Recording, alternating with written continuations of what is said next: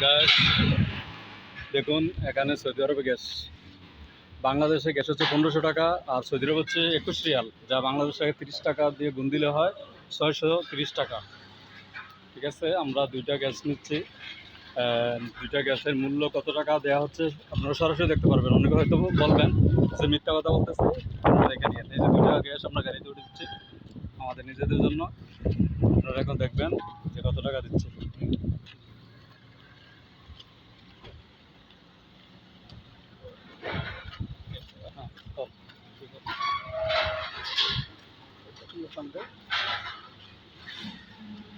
দেখতে থাকুন, আমরা টাকা দিচ্ছি। নোটটা দে।